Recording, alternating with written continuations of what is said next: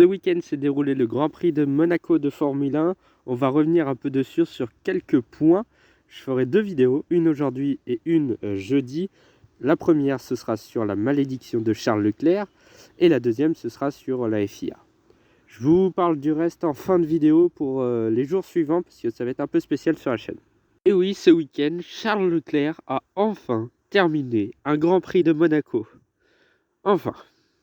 La malédiction est brisée, mais pas complètement. On va revenir un petit peu sur cette malédiction qui persiste depuis 2017 et qui continue finalement d'une certaine manière, même si pour la première fois, il a terminé son Grand Prix national. Après son titre en GP3 en 2016, Charles Leclerc débute en Formule 2 et en Formule 2 cette année-là, le Grand Prix de Monaco était au calendrier. Le format de week-end en Formule 2, c'est une course sprint, une course principale.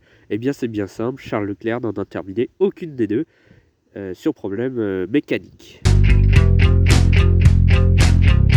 Charles Leclerc va remporter le titre en Formule 2 en 2017 malgré son double abandon à Monaco et se dirige tout droit vers la Formule 1 où il rejoint Sauber aux côtés de Marcus Ericsson.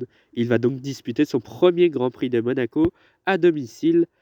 Mais sa course va se terminer assez rapidement puisque ses freins vont lâcher en début de course et le pauvre Brandon Hartley va se faire percuter à la chicane du port. En 2019, Charles Leclerc rejoint Ferrari. Il vit une deuxième édition à Monaco très compliquée puisqu'il sera éliminé dès la Q1. Il sera classé 16e, il partira finalement 15e avec les pénalités.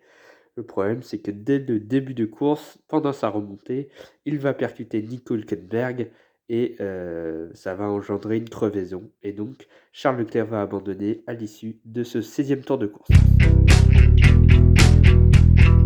À cause de la crise sanitaire, le Grand Prix de Monaco est annulé en 2020 et revient en 2021.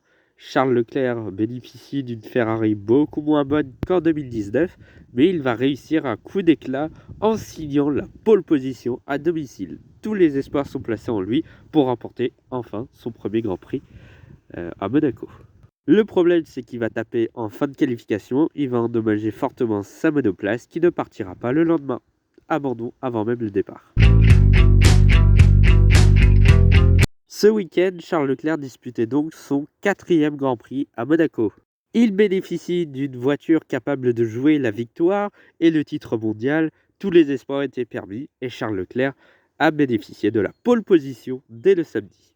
Et la course se passait pas trop mal pour lui en plus, c'est dommage, mais Ferrari a tout gâché, encore comme en 2017 et 2018 avec Vettel, où les stratégies n'étaient pas forcément les meilleures.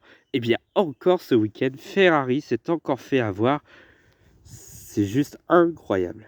Charles Leclerc donc, à cause d'un mauvais arrêt où ils ont arrêté Carlos Sainz juste avant lui, eh bien s'est retrouvé 4e de la course alors qu'il menait la course pas très longtemps avant. Bon, il finit son Grand Prix, c'est déjà bien. Et le problème, c'est qu'il aurait pu gagner, il aurait dû gagner.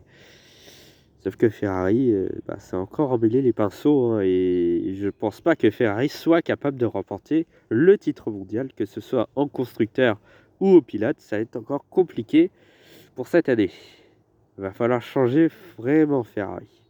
Attention à un éventuel coup au mental pour Charles Leclerc qui pourrait arrêter de performer d'un coup, même si ces derniers temps il ne performe plus vraiment, hein, à part une 2e place à Miami, 6e à Imola, abandon à Barcelone, même s'il menait, et 4e à Monaco, alors que pourtant il arrive à mener les Grands Prix et à faire de beaux Grands Prix, mais les résultats ne sont pas là. C'est malheureux pour Charles Leclerc.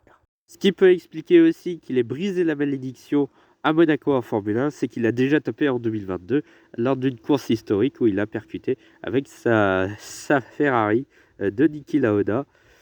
Donc peut-être qu'en tapant lors de cette course, eh bien, il a brisé la malédiction dès ce jour-là. Bon, faut qu'on parle. La vidéo est terminée, mais il faut parler un petit peu de ce qui va se passer dans le futur. Alors déjà, pour cette vidéo, vous m'excuserez, hein, je suis un peu malade depuis 2 semaines, et puis en plus, les allergies, c'est pas terrible, hein. Du coup j'ai un peu le débouché, je pense que vous vous êtes rendu compte depuis le début de la vidéo. Donc j'essaye de faire de mon mieux pour pas que ça s'entende, mais je pense que ça s'entend un petit peu quand même. Donc une vidéo arrivera jeudi, et ensuite il n'y aura plus de vidéo jusqu'à vendredi prochain. date du 3e anniversaire de la chaîne YouTube. J'ai préparé 2 vidéos spéciales. Vous verrez ce que c'est un petit peu. Je vais peut-être un peu teaser juste avant pour la prochaine vidéo dans 2 jours. Mais voilà, donc ça va me prendre pas mal de temps pour monter, donc je pourrais pas monter d'autres vidéos hors tout ce qui va se passer la semaine prochaine, donc vous m'excuserez, hein. Donc il n'y aura pas de vidéo pendant une petite semaine. Là-dessus, je vous laisse. N'oubliez pas de liker, de partager et de commenter et également de vous abonner à la chaîne. C'est très important pour moi.